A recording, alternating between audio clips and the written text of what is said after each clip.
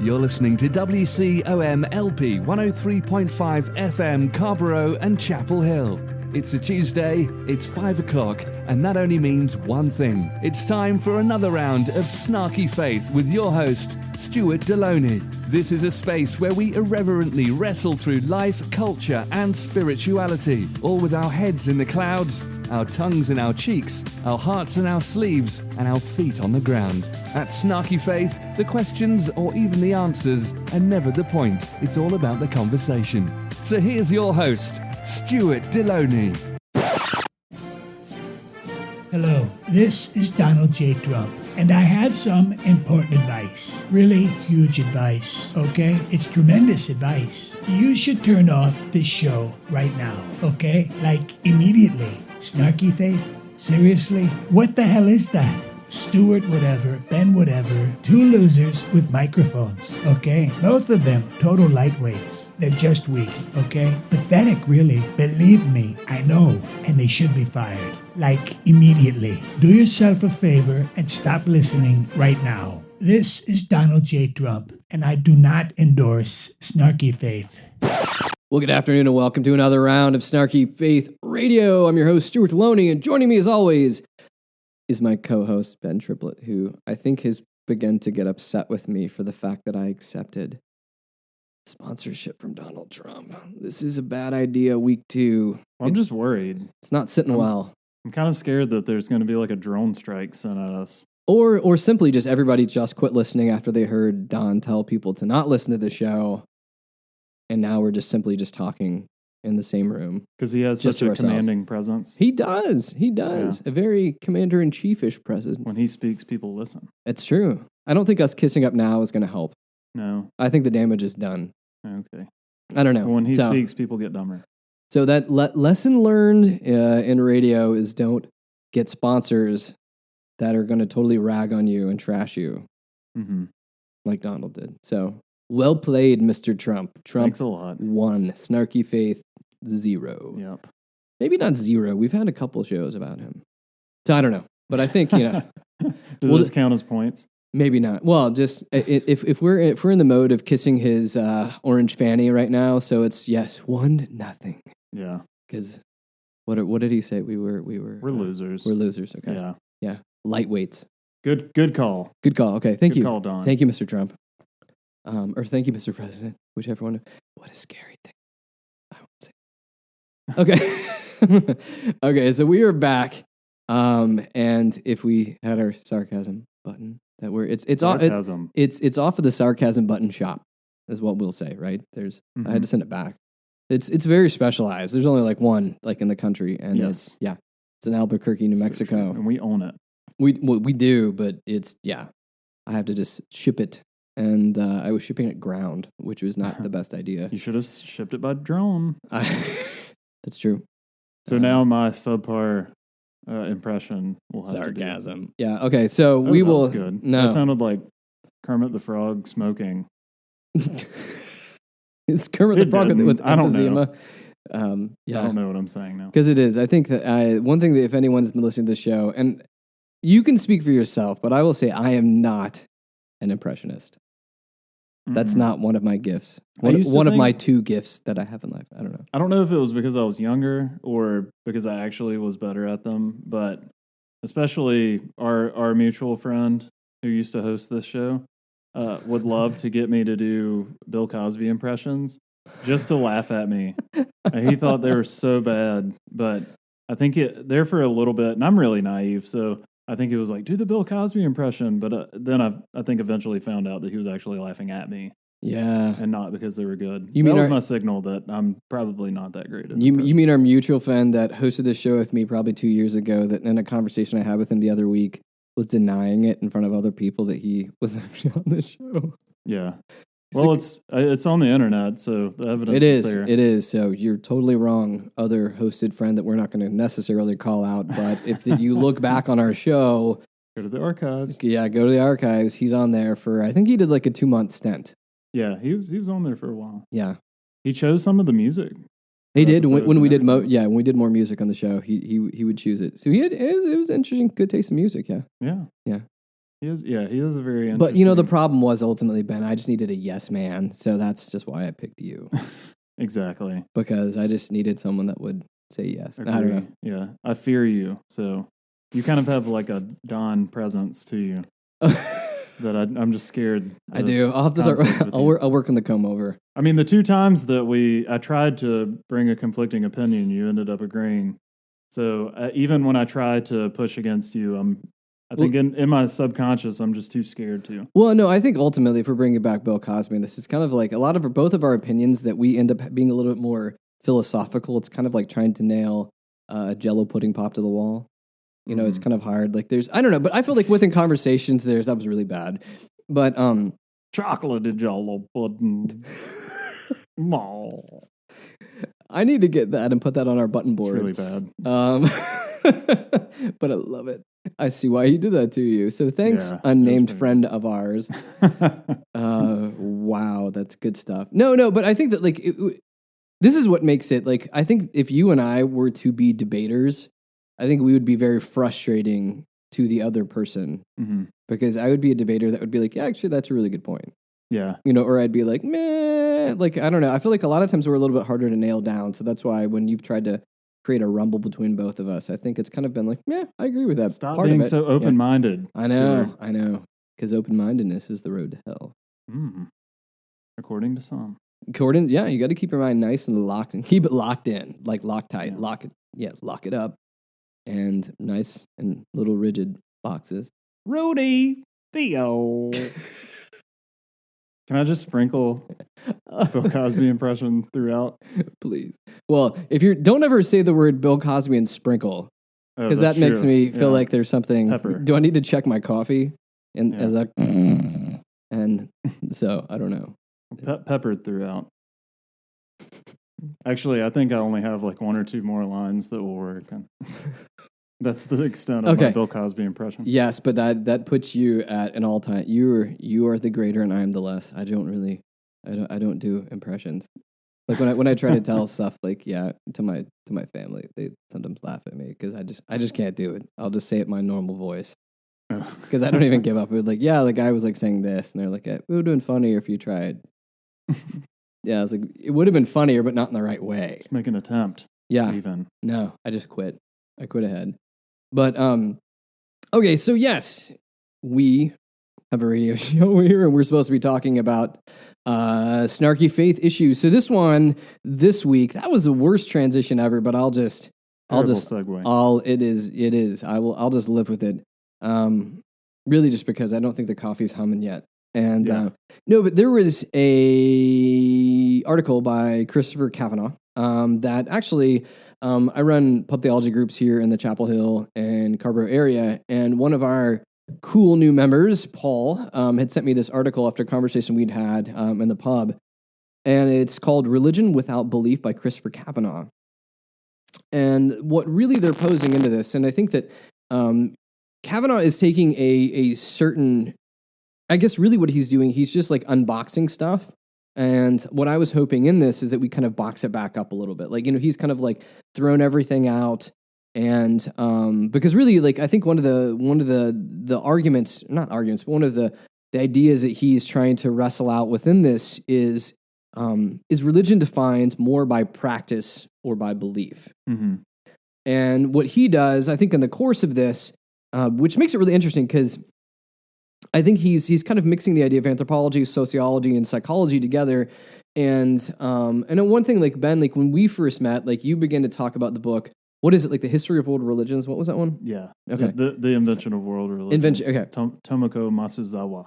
And I remember going through that, and that was a fun group that we had when we went through that. That was interesting. Yeah. It was interesting because conversations. It was good conversations, but no one would read it because it was way too scholarly. But that forced me to read it, and I think that it was quite interesting. And so I think that, you know, the purpose of that work, which he doesn't reference at all in here, which I think would have been interesting if he would have added that to the whole conversation, you know, is the fact that oftentimes when we begin to talk about religion, when we begin to talk about like belief and practice and all of those things, most of the writings that we have are all framed through a Western mindset. Yeah. Like a 19th century German or 18th or 19th century German white male mindset. You've described me to a T. Yeah. I am an 18th century German white male. Where's your wig?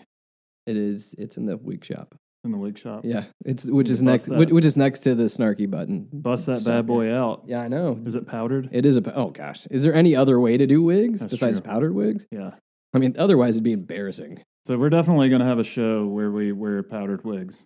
If anybody so I'll just throw this out. You can find us on www.snarkyfaith.com and look up Snarky Faith on Twitter and Facebook and find us there. If anybody knows a good place where we can get a good deal on powdered wigs, we will definitely do a show wearing powdered wigs with ridiculous voices. Sure. And in our knickers. Okay. So you can do it. Or we'll just tell you we're doing all of that. You ruined the surprise. Oh, dang it. You ruined the trick. Because you're just listening to the audio of this, so you can't even tell. Because right now, we may already be buck naked. Hello. Not really, but maybe.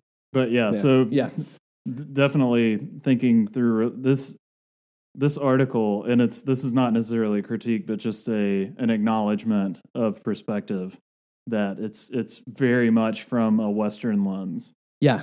And when we say Western lens, we begin to even formulate how we talk about it, how we write about it, and all of those things. When we say a Western lens, that simply means coming from the perspective of the Abrahamic religions, coming from that vein. And so we use almost that in many ways as the paradigm through which we look at religion, period.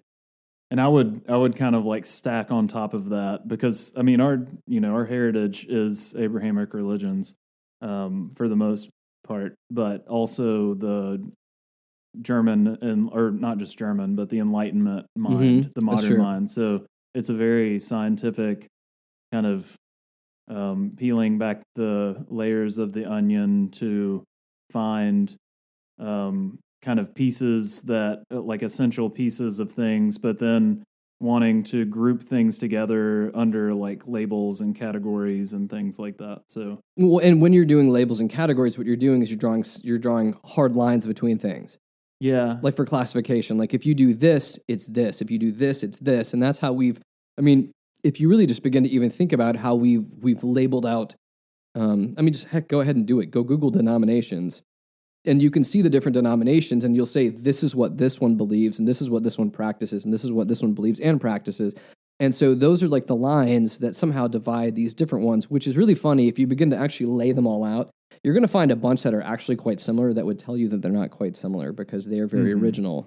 Yeah. And it's sort of another way of saying that is that when you go to the actual like thing that's happening or the practice or the person or the group, that there could be sort of distinct traits that you're missing by grouping things together.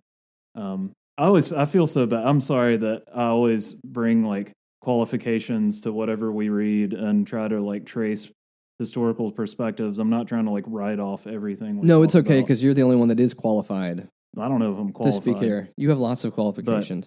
I just it reminds me of a lot of what I've been reading recently have been sort of the Nietzschean heritage, and part of I think his critique of the world was that we tend to see things in a religious perspective or in a scientific perspective, and that the two are not that different. Yeah, they're born from the same heart or temperament. He would call like the same like mix of forces, the will to power and things like that. So I mean, you can look it up, but so like Foucault, for example, he's like an applied Nietzschean. So he's just taking the method that Nietzsche laid out and looking at the world. So he'll say like prisons. And this, we think of prisons in this perspective, but let's do a Nietzschean approach to that, and or like mental institutions or sex, or there are all sorts of things he wrote about. So I don't know. I have that in the back of my head, so I want to deconstruct everything. No, but like even the way that you were laying this out, that somehow, and this isn't completely getting into what we're talking about today, but it is in a certain sense, I guess, in how we look at things and how we classify things. I mean, even if you go to that idea that you were saying that the idea between science and religion are not that vastly different, like the components, like of belief and the components of structure and how they classify, in that sense, because otherwise you wouldn't see people pitting science and religion against each other if they weren't in some sort of a mindset or a thought process, or if that makes sense. Like it's not like saying warring siblings or something. Yeah, I mean, like you're not saying like it's a difference between like multiplication and adverbs. Yeah, you know what I mean. Like where you're just like, wait, totally what a second? Like, yeah. So I mean, there are similarities between those camps. In this idea of kind of belief of how we frame the way we view the world, with what we put faith in, what we put trust in, all those kind of things. And there is a similarity there, because otherwise I don't think they would clash as much if there weren't so many similarities in a certain sense, like in an ideological sense. I'm not trying to say like in a informational sense. I don't know if that's even making sense. And it's also, we've already started on a tangent. I'm so sorry. I got us veered off on a path. Snarky Tangent Radio. They were both birthed or formed in this crucible. It's interesting that the beginning of the modern mind, or the Enlightenment mind, really was from a religious context. People like Descartes and Newton, they considered themselves Christians and believed in God, but they were thinking in this methodical sort of way.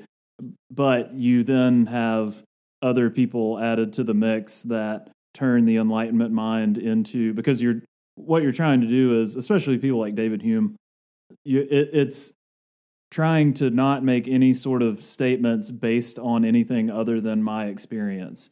And that's when you get things like the scientific method. We need to test it. We need to see it. We need to run it through these tests and figure out the probabilities of what happens the most and this and that. That then you're trying to detach from any sort of heritage and just do testing and experience to be able to figure things out. That the scientific mind almost it becomes rooted in this. It has to be the antithesis of religion, because religion is almost the opposite of that. That it builds on itself, and that you take what was given to you, which ironically science also does.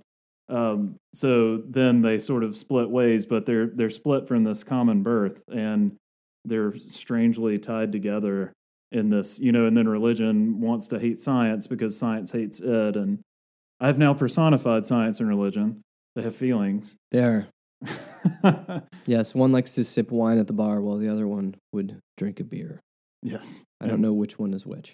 But just to kind of acknowledge that these things have historical roots, and there were actual people that were thinking these things. No, and with that, I mean, the whole thing I think that Kavanaugh has going in this, which again, I feel like he does a lot of unpacking.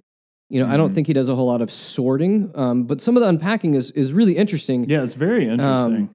And really what he's going at, and I think, again, it goes back to the idea that we have a Western construct of what religion means, what and how we evaluate or classify those things. And, because a lot of those goes back to, I think he was saying that we explore them like in this idea that there is a moralistic God or gods, and then it's also mixed with this idea of participation in collective rituals. And what he does through this is he is really like studying and I guess observing how they handle, or I guess really taking Western concepts of religion and applying them into a non-Western context, which would be Japan. And there's lots of stats and figures, but simply put, if you were to go and ask folks in Japan in this context, are they religious? Now, by and large, they will say they are not. But when you begin to look at the practices, a lot of them end up being having practices that would be, you could say, were spiritual or religious or communal or all those other kind of things. But the way that they would classify religion, because again, I think they're looking at religion through the lens of something that would be like Judeo-Christian or Abrahamic kind of religions, and saying, no, we're not like any of those things. Which, I mean, might also go to the extent that, going back to the invention of world religions, that word has a history, and the modern context has a history. I'm not sure if they are referring, are they, does he say they're specifically referring to the Western term religion? Well, I think that Because they don't have a concept to wrap around that. Yeah, like I mean, we do. I think some of it is, again, see, it goes, which is, it's so many rabbit trails. But but when you begin to just even form, I mean, because look at this, like that's one thing I think I've noticed. Even if we want to, I'm not trying to get too political on this, but even I've read several articles recently, just even about how influential wording is when they're doing national polls here, like with the election comes up. You know, I know that one thing that I remember reading an article where Gary Johnson was saying, you know, if his name were to pop up closer in the subset of questions that they're asking people, his polling numbers would look different. And so all this stuff can be manipulated in A, how you ask it, B, when you ask it, you know, because it's a matter of order and where it's leading people, and then phrasing and wording and all sorts of other stuff. And so, you know, I think that when we typically go down to these things where they are looking at other countries and trying to begin to poll people and ask people questions, are you religious, are you not religious? I mean, a lot of it is how you're framing what you're asking. You know, and I think that when we begin to talk about it, when we're talking about like how we talk about religion, you know, and I think he does a good job in the article of laying this out. Like the North American and European scholars associate religion with the endorsement of professed beliefs, regular participation in religious service, hierarchical institutions, and exclusive membership. And so that's, you know, I think when people hear religion, we think of some combination of those things together. Mm-hmm. And I think when you begin to apply that into other countries, I think, again, like the term religion, again, brings with it baggage. So even when you're beginning to go through in these foreign countries like China, Japan, and asking them questions, are you religious? Well, they assume religion is like what it is in the West, and they would say a resounding no. Mm-hmm. But when you begin to look at just kind of the mosaic of their lives, of the different, well, I mean, they were saying, I think in some of it, you can end up having, it was between like Shinto and Buddhism and Christianity. Like there would be these mix of things in their lives where they would have certain rituals that would have to do with birth and death, and some like where you could have someone that would observe one religion for birth and death, others for luck and what you're doing in life, and like when you're looking for favor from the universe, and then other ones where you would have the mix of all of those, and then you may have a Christian wedding ceremony.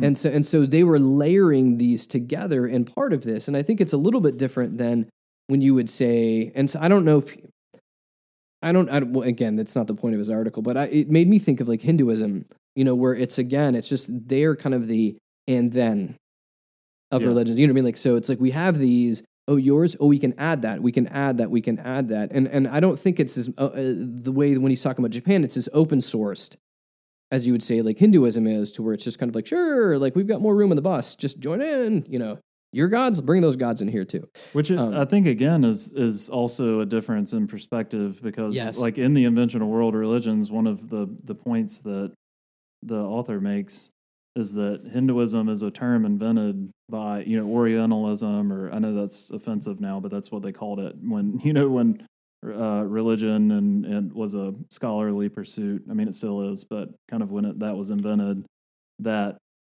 you know, they are going and colonizing places and having to group and do this sort of scientific approach to, we see all these beliefs or we see these rituals and we need to figure out a way to categorize them so we can understand them implicitly, so we control them or generate some sort of knowledge or, you know, production from it. That we'll say this is Hinduism because it all looks sort of similar, even though just by creating that word, there's a huge destruction of diversity in that. I know some people, I don't know a lot about Hinduism, but I do know some people who practice in kind of the philosophy, I think, behind it, and just hearing there's just a great diversity depending on sort of what era, what books, what area you're in, the temples, and again, sort of importing that into, or taking that idea to Japan, that when you ask someone, do you have religion, if you're not already explaining to them what that means, it would be because they have not invented a word, or maybe they have their own word that wraps around this and collects and kind of categorizes this set of things for them. So again, it just trying to get into their mindset, it would make no sense because, the Western way of dealing with things is to throw a word at it and kind of collect what you can underneath it, that they might not be able to do that because it's life. You know? Well, and I think that like some of the, and again, like I don't want to dwell like overtly on, because most of this article, which again is fascinating, which is called "Religion Without Belief" by Christopher, I think, Kavanaugh. I think it's an interesting thing to be able to read through, and most of his focus is over Japan. But I think that when we begin to look through our own lenses, like some of the questions that I think he was bringing up about how we view and categorize this, through Japan, which was his focus of this. I want to begin to ask those questions about Christianity, again, because I think that when you flip it back and you begin to say, oh, well, we look through how we define religion and how we look at religion has been through Western, like modernist eyes, and how we've chosen to do, how the words we use, the definitions and what those mean. But I think that when you begin to look at how folks in Japan really wrestle through stuff, I mean, you begin to see that there are things that are inherently community oriented and culturally oriented to different regions and areas and how they walk those out. And then you have things that would be more, for lack of a better word, like universal in Japan, And so you begin to have all of these. And I think that if you were to look at America, if you look at just even Christianity across the landscape of a country as large as ours is, like geographically speaking, I think that you're going to find a lot of different particularities. And I think that some of that's changed more. And we've had shows where we've raged against, the whole idea of the like mega church, where that kind of forces things towards more of a homogeny. And it really doesn't have a communal, like a community feel or a community identity that would make it separate here than there. But I think that when we begin to just talk about this idea of, do we define religion more by practice or belief? I think we're going to have different answers. You and I? Or no. everyone? I think everyone. Like I think when we begin to look at it based upon, like in America, I mean, it could be simply your ethnic category. I don't know what's about it. Your ethnic background could determine it. Because again, if you've been into an African American church versus like a white, a Caucasian church, it's going to look very different. Like there's going to be different focuses. Like I've had to preach in an African American church before too, and it was I had to change my style a little bit to be able to communicate in a way that spoke to the audience and the crowd that I was with. And so I think there's all sorts of differences when we begin to look at that. Like when, I think that oftentimes when we do this too, we do this on the show. It's a sin of ours, and we repent. But when we look at it, like we talk about a lot of times American Christianity like it's a large blanket. It's like a one size fit all. Right. And it's very, very different. I mean, even still, even with the mega church and even with the larger denominations, you're going to have a very different feel from the Northeast to the Northwest. Yeah, absolutely. Or the Southeast to the Southwest type of a thing too, or even like the Midwest. Within that, there's going to be great differences. But when you begin to think about this, how do you see this, Ben? Like, do you see it as like a 50-50 when we say, is religion more about practice or belief? Like, I don't know. I think it's interesting drawing that as a binary. I mean, that's one of my pet. I have so many pet peeves. I think I feel like every episode I pull up a pet peeve. I think maybe it's just something in the back of my head that I tend to go to peeve your pet. Please don't. My chickens will peck you to death. Okay. But your dogs put up with a lot. Yeah, they do put up with a lot. They're good souls. And we're about to have a baby, so that's a good thing. But to create a dichotomy between faith and belief, which again goes back to the Enlightenment, the fact value distinction, that these two things are somehow completely different from each other and antithetical, and leads to a lot of problems in my mind. Almost to the same extent that we tend to think that emotion and reason are two completely different things, and that we should somehow like control our emotions with our reason, or that people are too intellectual and too reasonable, and that they need to let their emotions go some. The two are really, they're interwed, and I think facts and values, or practices and beliefs rather, are really interlocked. That they're not, you don't do without having some kind of schemata driving that doing. Stigmata? Or stigmata, I guess. I'm poking holes in your hands. Yeah. But of the same token, what you're doing is shaping that schemata in your brain. That we have habits, and I'm totally speaking as an occupational therapist now. I mean, this is kind of our bread and butter. That people have rituals, they have, I think that's actually a word in our framework, in our practice framework, ritual. They have routines, they have habits that play out. Rituals tend to have more meaning to them. So let's say you have one day of the week where you eat together as a family, that it's a special meal and you turn off the TVs, or it's just different, and that kind of has a meaning. That's kind of a ritual versus a routine, which is you wake up in the morning and brush your teeth before you take your shower, before you shave, or however you do it. That's kind of a routine. And there are values and there are beliefs that shape those sorts of things. And then the way that you do those things and the way that you interact in your context and your environment shape your beliefs. And to me, the two are not different. And to kind of divide the two as being different and one is better than the other, or vice versa, it doesn't speak to actual experience. Well, I think that what's interesting about, because I agree with what you're saying. I mean, I think there's an interplay between them, kind of a dance, that happens.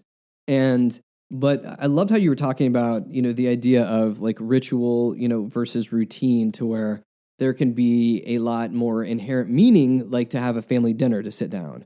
But it's funny, like thinking in my own context, like if it is a Sunday and if the NFL is on TV and we are sitting down to eat a meal and my wife makes the boys turn off football, what to her is a ritual that has great deep meaning, that we're having conversation as a family, becomes a routine to them, because they're having to go through this and sit through the meal because they want to be able to turn the TV back on and see the score of the game. Yeah. And so their ritual, I guess, almost would be watching football. Yeah, it is. But it's interesting how like you have the same situation, that one is a ritual and one is a routine, and vice versa with that. Do you think, and again, I think that we're just here kind of doing a little bit of interplay within this conversation. And, when we begin to talk about, because you're right, I mean, I think that we separate, that there is practice here and belief here. And, I think that there are times where the actual action in a situation, and I don't have a better word, you can probably word it better, the action would be seen or as a practice, or the action could be seen as a belief. But I think that the practice can inform the belief, or, vice versa, that the belief can inform the practice, type of a thing. And so it's not necessarily that you can just, because again, I think if you simply just have practices without belief, I don't know what that is. Right. I mean, it's just an action. Like, well, I can think of it. I have a good friend that is a Qigong teacher, which is a subset, which people would argue, but for easiest sake, it's like Tai Chi. How's that? Right. Okay, let's just say that. I know there's more nuanced answers to that, but just for the sake of that, to where those in the world that practice Qigong would end up saying that we do similar movements to those in Tai Chi, but we do them with an intentionality, whereas folks that do Tai Chi end up they're just doing these like as breathing techniques and certain just movements that are kind of a meditation, whereas when Qigong they would end up saying is we're doing the same movements, but there's an intentionality behind them and it's very different. Now, again, I'm just boiling this down to very dirty, nuanced terms, and you could probably have people from both camps argue that. Right. But again, we're talking about, it's interesting how anytime you have some sort of a belief system, you're going to have two folks arguing over both of those. Sure. But those in the Qigong camp would begin to say that, that without, I mean, you have practices, but you have to have some sort of a deeper belief that's informing those practices. And I think that's an interesting example. It makes me think maybe another way of looking at this is to, while you were kind of describing that, I was thinking what would be sort of the extremes where, Mm-hmm. even though I was trying to make the argument that they're not different, but I do think that there are camps in which you almost blow things out of proportion to act like they're completely different, and that you fall on one side or another, like some, like Sartre, or however you people say it differently, Jean-Paul Sartre, this sort of extreme form of existentialism where every moment in your life you are making a choice, and your entire life is defined by every single choice that you make. So that, I think, is trying to capture some idea of like pure action, that there are these kind of beliefs and things that float out. And again, I'm probably doing no justice to Sartre because I haven't read much of his stuff, but it's We'll get some to, angry email from him. Yeah, he'll come back from the dead and how dare you in a powdered wig in French. Yeah. But yeah, How just dare- this idea that like I'm purely acting, or that's the best way to live is constantly making choices with no sort of beliefs behind them. There are no beliefs or there's no there's nothing backing that up. And then sort of on the flip side, I think of a constant critique that I have, which is really annoying. It's almost the way that Marx saw the world, that people tend to just identify kind of blindly with these labels that I am blank. We talk about political parties, like I am X political party, or I am X denomination in Christianity or in any sort of sect of a religion, that everything they do has to be classified or defined underneath that, whether explicitly or implicitly, that they are being defined by what they're calling themselves.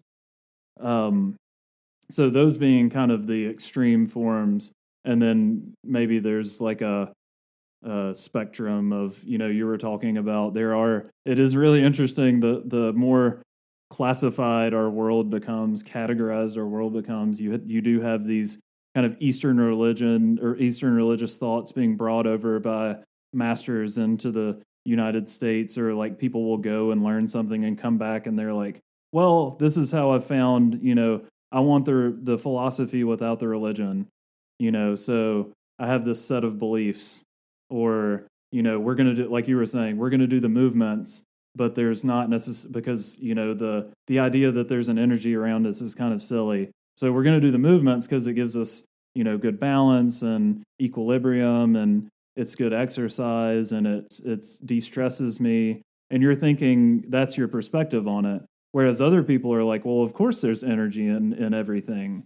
And that, these movements are actually manipulating the energy in everything. And like you said, things become very, I think, contentious when people feel like their ground is being stepped on. But to me, I just sort of ending that where I started a long time ago, that I don't really think that they're that different. I think the problem comes in when we try to make them different. Well, I mean, one of the things, it was funny how you were describing that, because like in articles like this, you end up, it's when you kind of step back to like a macro level, if that's possible. But you look at this and you're able to say, so the Buddhists do this, there. When we're like in the context of the articles about Japan, or the Shinto do this.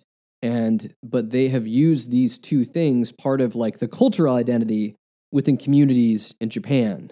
And so, we would say, oh, are you polytheistic, or what is this? Right. And what begins to happen is, when we begin to talk about religion, sometimes we dismiss the cultural identity of what's happening in an area too, and how things evolve. Like if you were to look at it to where, and I don't think we do this on the flip side, because again, we're coming from a Western perspective and how we're looking at this. But when we think about this, I mean, think about how much within Christianity, there's certain Christian circles that will do, let's say, during Passover, that will do like a Seder. So, so a Seder, which again, ritual that has its own meaning behind it, will take on a certain meaning within a Jewish culture. It will have a ritual, and it will have a meaning, and it will have feelings behind it. But if you end up having like the Christians that would do a Seder will end up having, they'll be similar but different within that. And so I think that especially within Christianity, we end up grafting other things into our tribe. Yeah. Especially, but we don't always name it. And so when you're talking about stuff like, oh, look at these folks, they do these two things, so that must mean they're either polytheistic or they're not really committing. You know, like we're the committed Right. ones. But they're doing these different things. But I think that we do it all the time. Sure. You know, I think that we weave things into ourselves. We'll say, no, but I'm still Presbyterian. Right. You know, I mean, think about just a lot of different stuff that's happened through, like the mystics, like different practices that have been brought out. And we don't necessarily say, oh, wait. That would be a Presbyterian one, whereas this is a Methodist one, and this is a Baptist. So we, no, don't mix these together. Right. And so I just think that it's an interesting way that, well, I guess it all comes down to like, where's your vantage point? And like, even if you began the whole show talking about like the scientific method, you know, I think our method of approach of categorizing stuff and living out stuff is very interesting, because a lot of times we end up talking over each other or talking in different directions of each other, especially when there's conflict, in the faith spectrum of that too. And I don't know. I mean, it's interesting because you were saying something along the lines of, you know, I think if we're in X tribe and someone else is in Y tribe, part of how we also get defined is by how Y talks about us too. Oh, sure, absolutely. You know, it goes back and forth. Like we will, or how we're different than, you know, I am X because I'm different than Y. Yeah. It's not that I start as X and then, you know, go from there. It's not an affirmation of who I am. It's almost a reaction against who they are. Mm-hmm. Or I'm going to define myself based on, you know, so for example, like Nietzsche's big thing was, I am good because you're evil. Which is true. Yeah. That was an example. Yeah. That was the real. Oh, you weren't like getting stuff off your chest. No, I'm sorry. Start again. There's this sort of like double-edged sword, or this dual, like, I'm good because you're evil. Like I'm evil, or I'm good because I'm not you. There's kind of like two things at play, but anyway, sorry, this is going like way off on a tangent. But yeah, I think there's definitely that kind of, in categorizing the world, like saying this is different than that because it's not that. Rather than, you know, and even when you find commonalities between the two, it's still because you're not paying attention, you're not affirming the thing, you're actually like killing the thing. I keep thinking of, I actually just found this quote last week. I love it. It's Dostoevsky, and I'm not going to remember the quote verbatim, but he said something like, I find that the more I love man in general, the less I love man in particular. Or the more I love humankind in general, the less I love man in particular.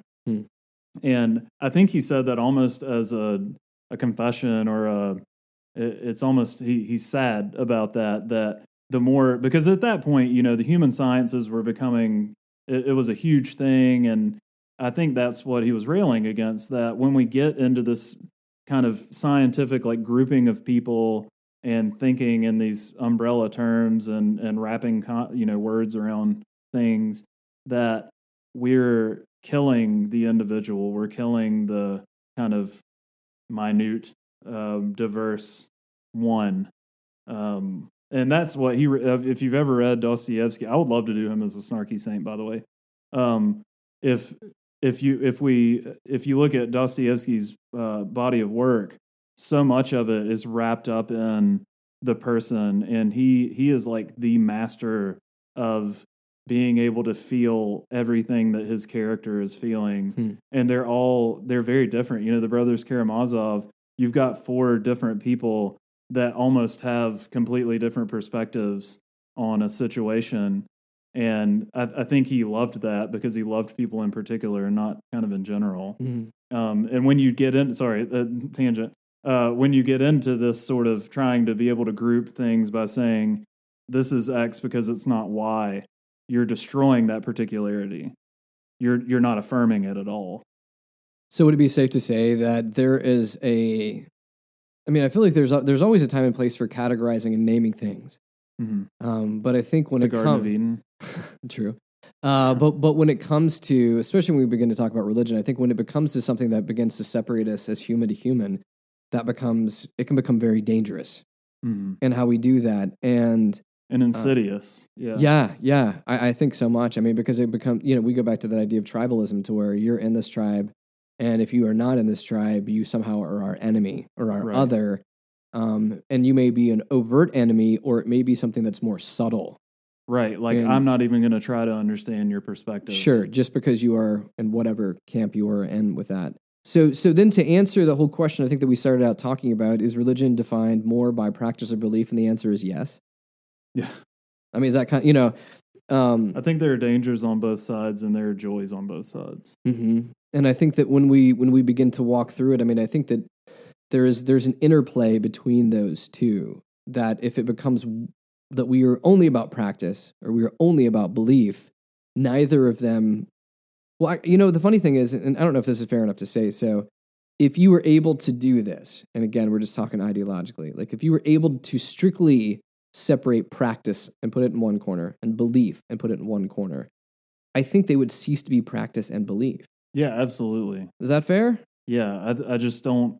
I don't think it's fair to say that they're different. They're that would be like taking the brain out of the body or something. That the brain is somehow different than the body. That it's the same thing. It's all kind of acting together. Because what was it? Oh gosh, I forgot. There was a cartoon that it'll hit me later when we're off the show, but there was like a two-headed cat, or was it a dog? I think it was a cat, but it ended up being like, it looks like a cat, but the head was on both ends. Oh, human centipede style. Didn't think we'd go there, but no. I have not watched that. But no, I haven't either. But but human centipede would be that wouldn't be human centipede style. But the idea that somehow there was like two heads, like no tail on one end and head there, and so like I remember watching that being, haha, that's kind of funny. But at some point, like it would cease to exist again if you look at it in a way that cartoons don't work, to where I'm like, how would one defecate? How would one, how does this work? But when you begin to do that, like it ceases to be a creature that can live on its own. Again, if it's not in the cartoon realm and everything else like that too. Yeah. Which again, I don't know the longevity of what would be the religious human centipede. I'm not even sure. Now that you brought that up, I can't get it off my head. Yeah, I'm sorry. That is not a tangent I want to go on. There's probably a practice or belief that we could rope back into human centipede, but we will not do that today. We don't have enough time. That will be on a future show. But I think that, as we start kind of wrapping this whole idea up, I think that, see, again, it's so hard to talk about stuff and not get overly simplistic and then create more problems. Yeah. I mean, I was just going to say is I think that like on any of your out there, like on your spiritual journey, I mean, I think that you have to be able just to kind of walk through this interplay between practice and belief, because I think belief informs practice and practice informs belief. And I think that anytime that you are in scenarios or denominations or churches or whichever one you find yourself in, when those two become very rigid between them, because I think both you and I have grown up in places where, like growing up Baptist, like belief is paramount. Yes. Or when they say belief, it's really just knowledge. Mm-hmm. You know what Facts. I mean? Like facts. That's paramount, and practice is really a control structure. Mm-hmm. I don't. I'm being. Or it's almost. I'm being that's unkind not... by how I'm doing by I'm describing this, so I apologize for that. But the idea that practice was really just I don't know. Belief is facts, and practice are things that we can use to grade you on your beliefs or on your salvation or whatever you're going to do that. So I mean, I think both of them can be twisted into things that are harmful. When in reality, living an ascetic. So we're talking about Baptist. Denomination. Sure. Living an ascetic lifestyle. There's my air quotes. I need my air quotes. It's on the list. We'll add it back. Like for example, don't drink, and by not drinking, you are also not going certain places, or you're creating a taboo where people want to go to those places, and so even then, you do have this belief that is floating over people's heads and they're trying to live under, but it has real implications on the way that they act. Mm-hmm. So it's just not, it's too hard. Even in that, in a Baptist denomination, you say that what you do doesn't necessarily matter. It's that, what's the Baptist-y phrase, the like justification by faith. So like you don't want works righteousness. That's what it is. Like works righteousness is bad, which is another way of saying what you do doesn't matter. Even though there's an implication that it totally matters. If you don't show up to church on Sunday in a Baptist church and you go play golf, they will judge you. I promise you. Most places, at least the ones I grew up in. Yeah, in the I would say, South. yeah. So again, I'm making blanket statements, but it is. Yeah, just to say that, I mean, if you really look at the way that these things work in real life, try to get to the actual day-to-day workings, that they're really kind of working. It's all part of the same mechanism. So I guess I will give you a final thought. So I'm kind of just wrapping this up really quickly. Ben, think of your final thought to leave people with, because we have gone like, I don't know, whatever that means. We've just gone way out far. But I think that ultimately what begins to, when we begin to look at, from a macro level, when you begin to look at other faiths and religions, I think that the call for us is to be able to have grace when we're looking upon other people, but just to realize that there's a humanity involved behind all of the practice and beliefs of other folks. And the metrics aren't always like ones and zeros when we begin to look at it. Things begin to get even more complicated. Then when you even begin to look at the Christian faith, I think you still have to apply those same principles that we are dealing with humans that come from different places, that come from different backgrounds, that come from, have different histories and experiences and everything else and that. And I think, again, it calls back to being able to have grace instead of kind of getting into this weird tribalism that I'm right and you're wrong and you're going to hell and I'm going to heaven type of, I don't know. That was sloppy, but do you have anything less sloppy? The kids listen to the hip hop, but they should be listening to the jazz music more. That's a good enough place. Do you actually have something to end on, or are we going to end it there? No, that's it. Okay, that's it. Okay. So thankfully, I'll never do another Bill Cosby impression on the air again, I promise. Until he does it again. No, okay. So I think the whole thing is just, I think that it's complicated. Is that an easy place to end in? That this whole thing is very complicated, and I think much more complicated than we can wrap words around. But it's interesting to think about and to read papers and perspectives and things like that. It's fascinating. So I think, as much as I was complaining that this guy only unraveled everything, I think we just unraveled ourselves. Yeah, and it as well too. So we will be back again next week to hopefully ravel up what we've unraveled. Maybe, I don't know, other topics. Maybe. I don't know.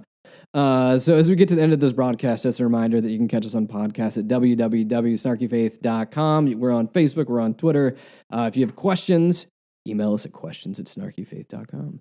But that is all we got this week, and we hope we haven't unraveled too much for you. But we'll be back again next week. Thank you so much for listening. We are out of here. WCOM is listener-supported community radio, and Snarky Faith is only possible through our sponsors.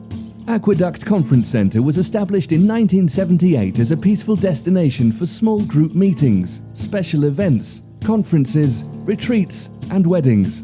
For more information, go to www.aqueductcc.com. We are also sponsored by Lumen. Lumen, a spiritual community of seekers, sojourners, question askers, doubters, and skeptics, is a collective of fellow travelers that embrace the truth that all life is sacred, hope is real, and tomorrow can be better than today. All are welcome. You can find more information at www.lumencommunities.com.